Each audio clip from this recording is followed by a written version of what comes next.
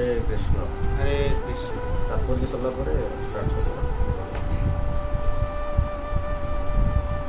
श्रीमद् भगवद गीता मौलिक रूप में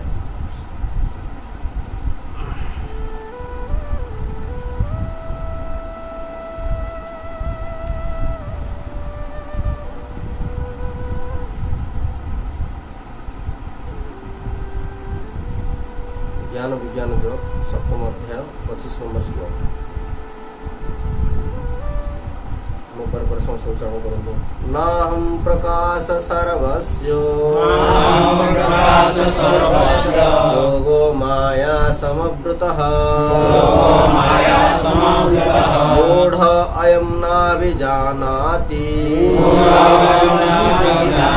लोको माम् अजम् अव्ययम् नाहं प्रकाशः सर्वस्य योगो माया समवृतः मूढ़ अयं न विजानाति लोको माम् अजम् अव्ययम्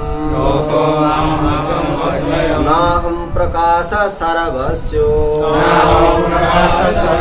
योगो माया समवृतः मूढ़ अयं न विजानाति लोको माम् अजम् अव्ययम्। अनुवाद मो पर समस्त आपण उच्चारण करंतु निर्बोध ओ अल्प बुद्धि संपन्न लोकमानक पाखरे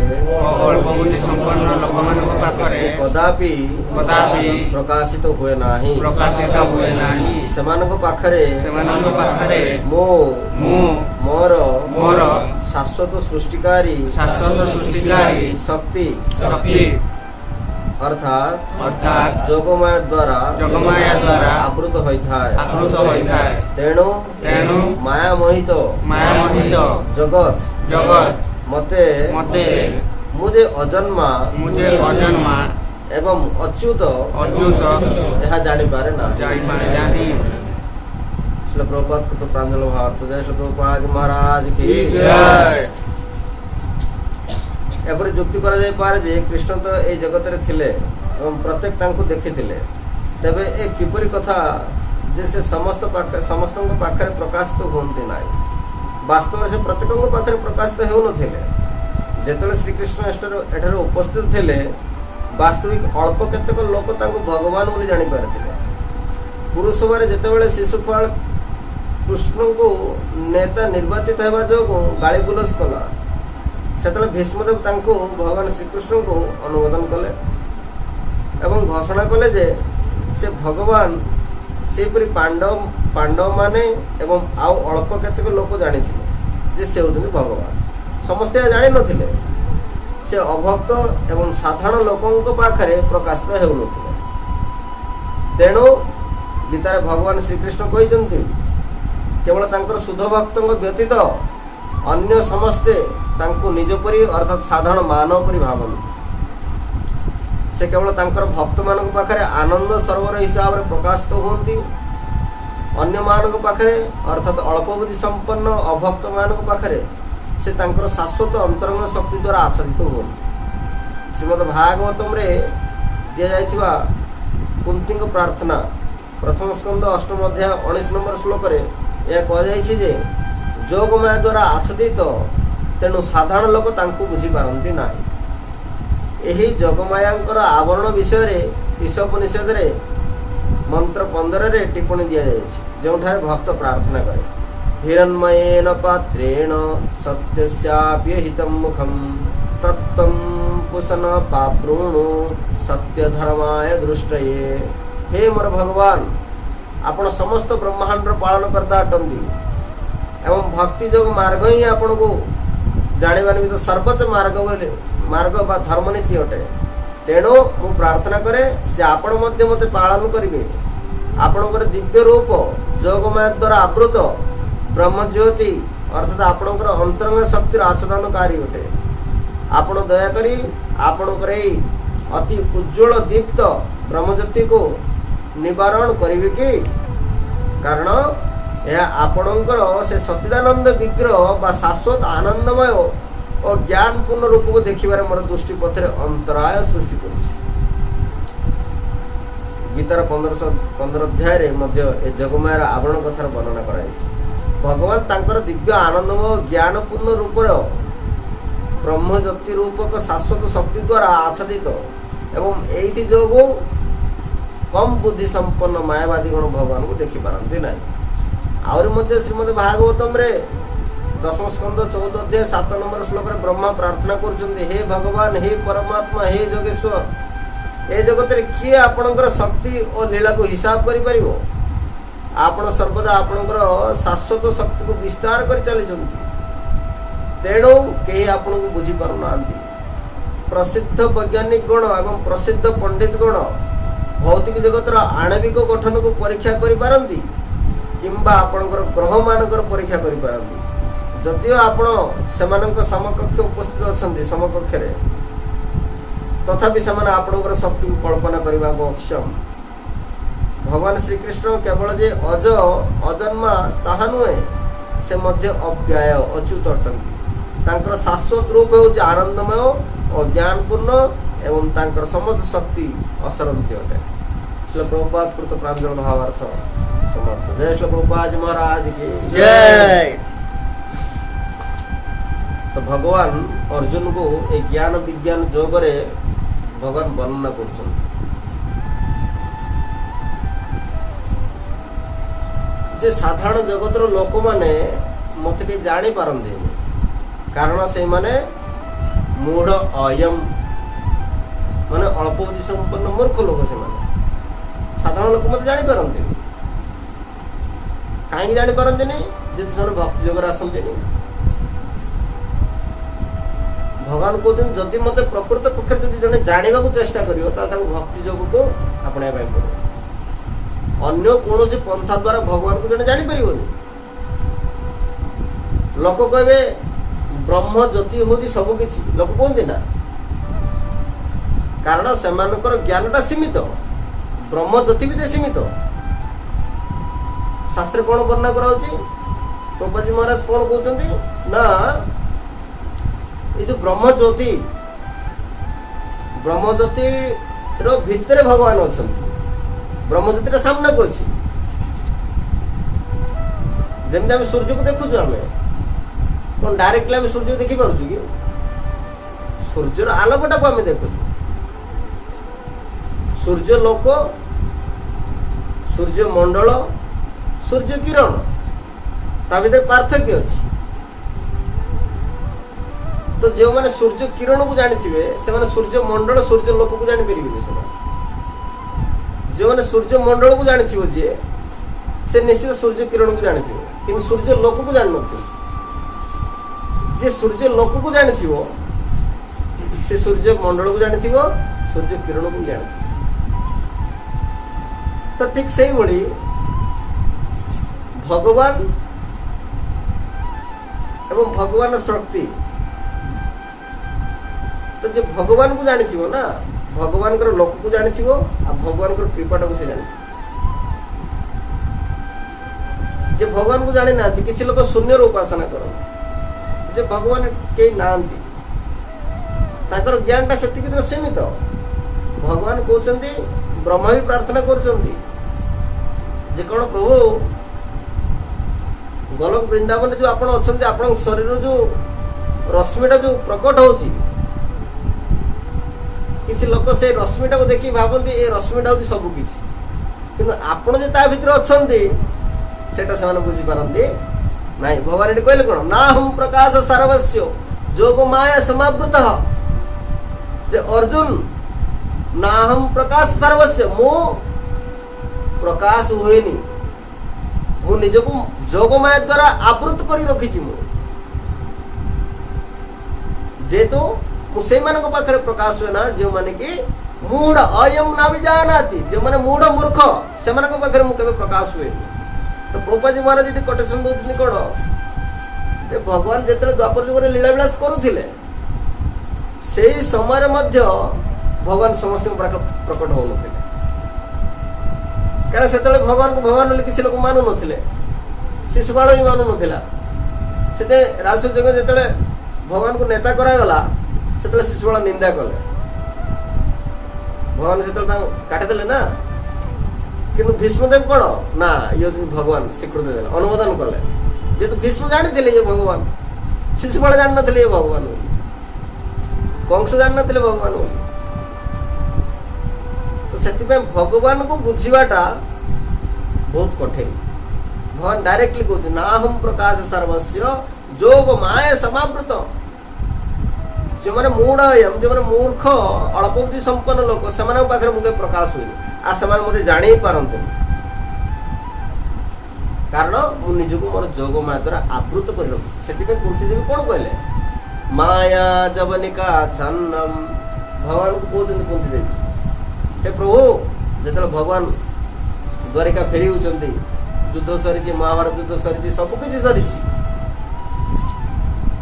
ଭଗବାନ ଫେରି ଯାଉଛନ୍ତି ଦ୍ୱାରିକା, କାମ ତ ସରିଲା ଆଉ କଣ। କିନ୍ତୁ କୁନ୍ତି ଦେବୀ ଯାଇକି ରଥ ସାମ୍ନାରେ ଛିଡା ହେଇଛନ୍ତି, ହେ ପ୍ରଭୁ ଆପଣ ଛାଡିକି ଯାଆନ୍ତୁନି। ଆଜି ଆମେ ରାଜ୍ୟ ସୁଖ ପାଇଗଲୁ, ଆପଣ ଆଜି ଚାଲିଯିବେ ତ ଆମେ ତ ଆପଣଙ୍କୁ ଭୁଲିଯିବୁ। ଛୋଟବେଳୁ ମୁଁ ଦୁଃଖ ପାଇକି ଆସିଛି, ମୁଁ ଦୁଃଖ ପାଉଥିଲି ବୋଲି ଆପଣଙ୍କୁ ପ୍ରାର୍ଥନା କରୁଥିଲି।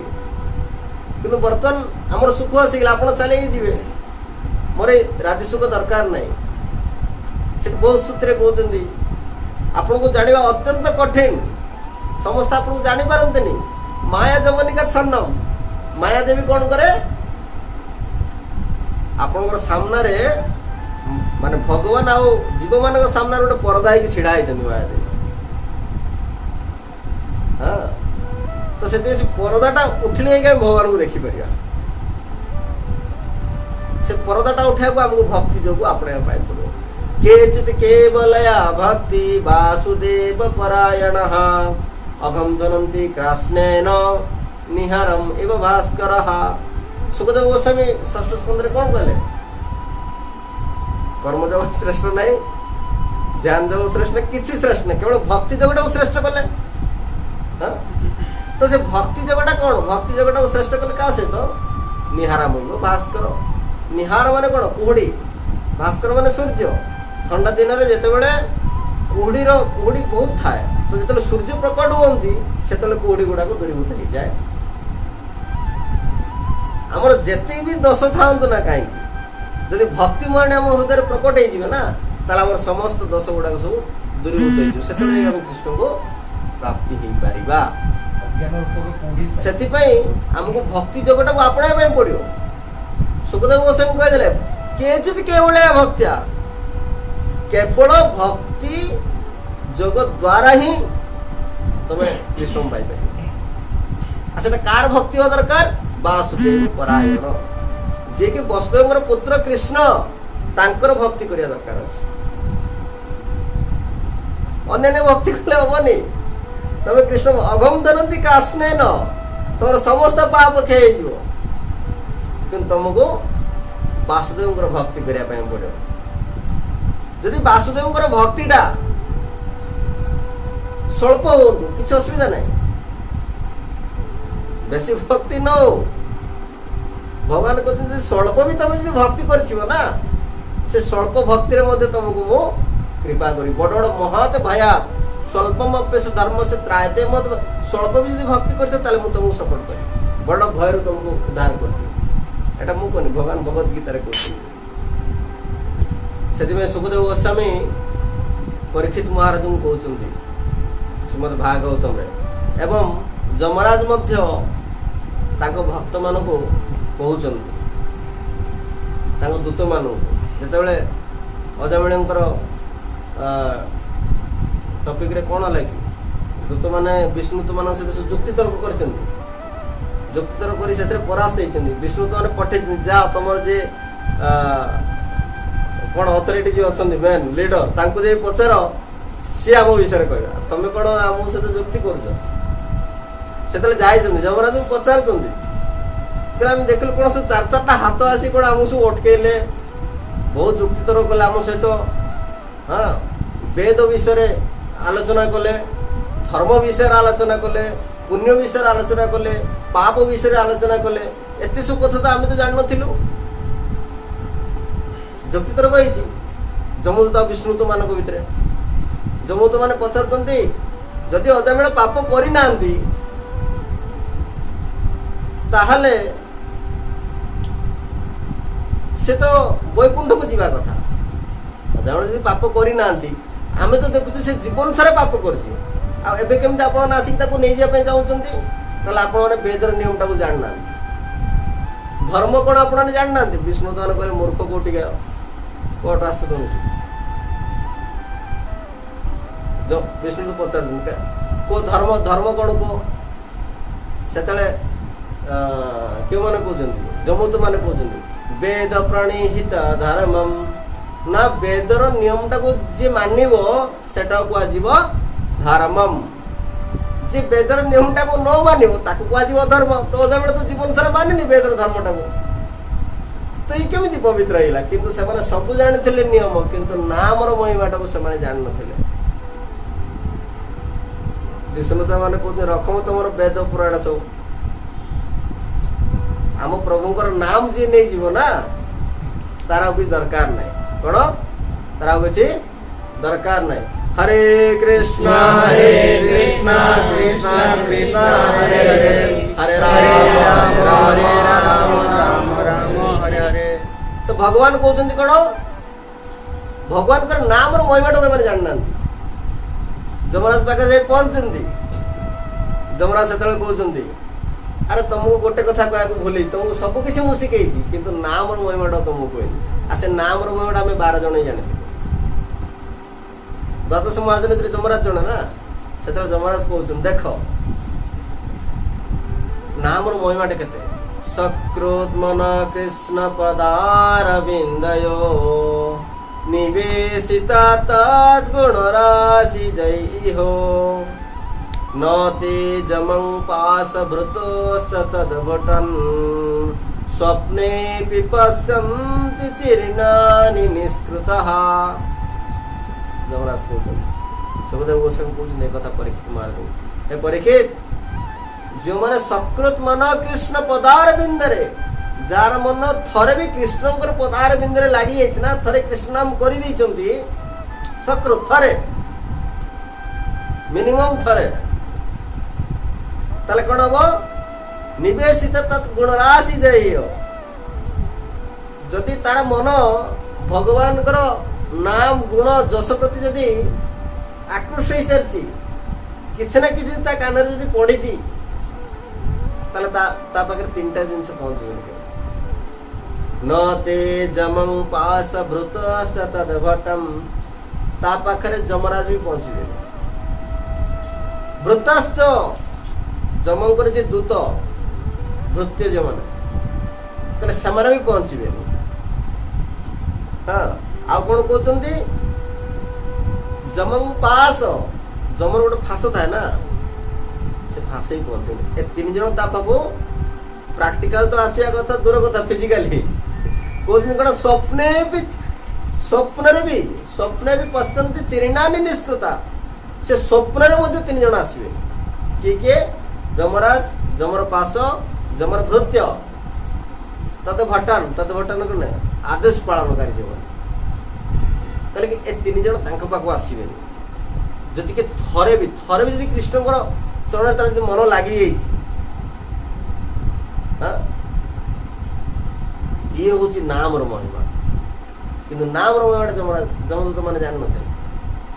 ସେମାନେ ଜାଣିଥିଲେ କ'ଣ? ବେଦ ପ୍ରଣୀତ ଧର୍ମ ହିଁ ଅଧର୍ମ ତତ୍ ବିପର୍ଯ୍ୟ।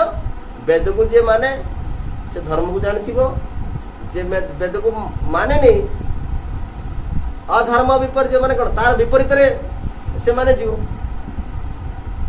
ତ ସେଇମାନଙ୍କୁ ମୋ ପାଖକୁ ଟାଣି ଆଣିବ। ସେତେବେଳେ ଯାଇକି ଦୂତମାନେ ଜାଣିପାରୁଛନ୍ତି ଯେ ନାମର ମହିମାଟା କ'ଣ। ଯମରାଜ ପଚାରୁଛନ୍ତି, ହେ ଯମରାଜ ଆଉ କ'ଣ ନାମର ମହିମା ଅଛି? କହିଲେ ନାମର ମହିମା ଏତେ ଅଛି, ଜଣେ ଲୋକ ସାରା ଜୀବନ ଶାସ୍ତ୍ର ଅଧ୍ୟୟନ କରିଥିବ, ସାରା ଜୀବନ ବ୍ରତ ତପସ୍ୟା କରିଥିବ, କିନ୍ତୁ ଗୋଟେ ଲୋକ ଯଦି ଶେଷ ସମୟରେ ଖାଲି ପ୍ରଭୁଙ୍କର ନାମ ନେଇଯିବ ନା, ସେ ଡାଇରେକ୍ଟଲି ବୈକୁଣ୍ଠକୁ ପଳେଇଯିବ। से जेकोसी मत भी नियंतु ना कहीं भक्ति नो कि अभक्ति नो जमिति हो ना कहीं सांकेत्यं परिहास्यं वा स्तवं हेलनम एव वा वैकुंठम नाम ग्रहणम अशेषम आघारम विदुः सांकेत्यम जदि काको सांकेत करके जदि संकेत करके जदि भगवान का नाम नहीं जाए से समय तो सी भी वैकुंठ प्राप्ति हो परिहास्यम काको थट्टा परिहास करू करू बाहर सी भी वैकुंठ प्राप्त हो स्तवम जदि एमती गीत गाओ ता भीतर पळे आसे भगवान का नाम सत्य भी जदि से कोई तो तार कल्याण हम हेलानम ए बाबा हेला अश्रद्धा सहकार जदि कही सेतिक भी के नाम करथिबो ना तार भी कल्याण हो जेतो वैकुंठम नाम ग्रहणम ए नामटा कोठिकार हो वैकुंठ से चैतन्य महाप्रभु बोले गोलकर प्रेम धन हरिनाम संकीर्तन मो गोलकर ए प्रेम धनटा को नहीं आछे एटा ए जगतर धन नुह एटा चिन्मय धन एटा से चैतन्य महाप्रभु कहले ना जे जो माने सु लक्षाधिपति से मानक पाखरु मु सेवाटा ग्रहण करी सो शिशु वाले चिंता कर जारे लक्षाधिपति किए अछंती महाप्रभुर भक्त जे तो वैराग्य प्रधान सब तो वैराग्य लोक सब ता भीतर अछंती सब जते सब धनी घर रो पिला गुडा कासी सब भिखारी हिचंती बाबाजी सन्यासी हिचंती सब चिंता करछंती अरे आमे तो सब धन फन छाड़ी के आछो महाप्रभु कोन आबे कहलेनी जो माने लक्षाधिपति से मानक पाखरु मु सेवा ग्रहण करी सब चिंता रे पड़िले सेते महाप्रभु कहउछंती जे जो माने लक्ष्य नाम करिवे मु से मानक पाखरु सेवा ग्रहण करी जे लक्ष्य नाम ग्रहण करनी ताले मु सेवा ग्रहण करी आगे सु लक्ष्य भक्तन सु लक्ष्य लिखि नाम जप करथले 64 माला प्रभुपाद समय प्रभुपाद प्रत्येक दिन 64 माला जप करथले माने लक्ष्य नाम ता प्रभुपाद शिष्य नु तापर परवर्ती समय आदेश देले मिनिमम 16 राउंड जप करिया दरकार विदेश रे तापर गोटे जे उठी प्रश्न करूची प्रभुपाद नाम रो में एते किछि थिला आपण बुढ़ा काल रे काहे आसी पहुंचले एटी आगुटू कोठी थिले प्रभुपाद जी महाराज डायरेक्ट ताऊ कहले तुम सेतले जन्म होई नथिलो कळ तुमको उद्धार करिया पे मते आसे पे पडला सेते मते अपेक्षा करिया पे पडला इंडिया रे से नाम रो महिमाटा बहुत किछि अछि जणे गुरुदेव शिष्य पचारे कहते आ गुरुदेव भक्ति को समय करिया दरकार अछि गुरुदेव कहले ठीक मृत्युर गोटे दिन पूर्व करियो कोन कहले मृत्युर गोटे दिन पूर्व करियो से सब चिंता करछन अरे मृत्युर गोटे दिन पूर्व माने मृत्यु तो केबे जानिनी ना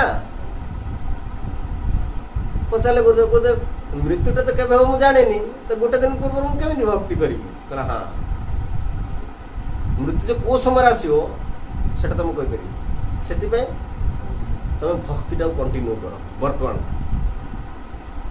देखो समय मृत्यु ही पारे से भक्ति टा कंटिन्यू करो एबे ठारो तुम नाम करो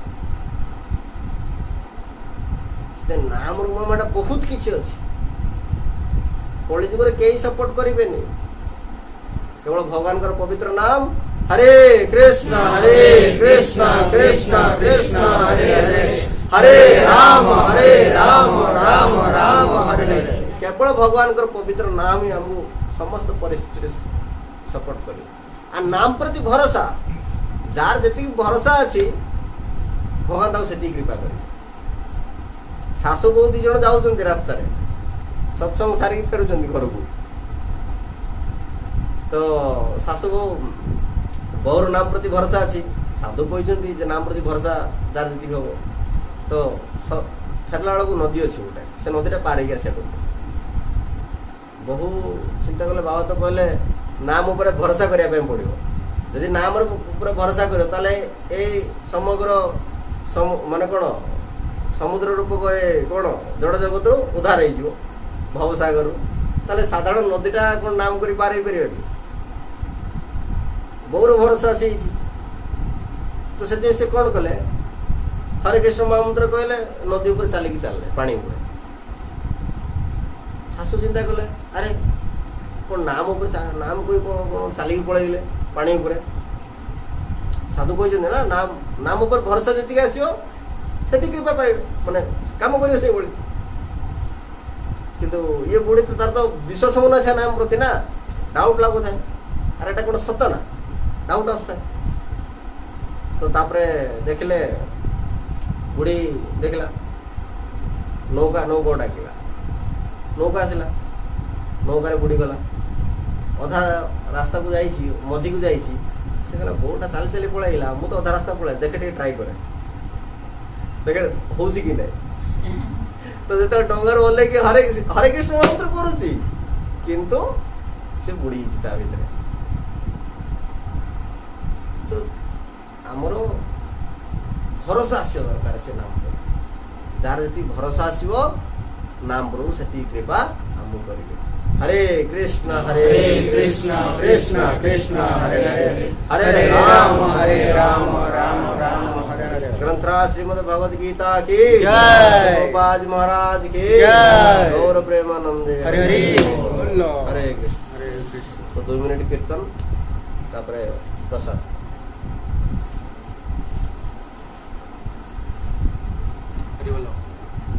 भोग लगी हरे कृष्ण कृष्ण कृष्ण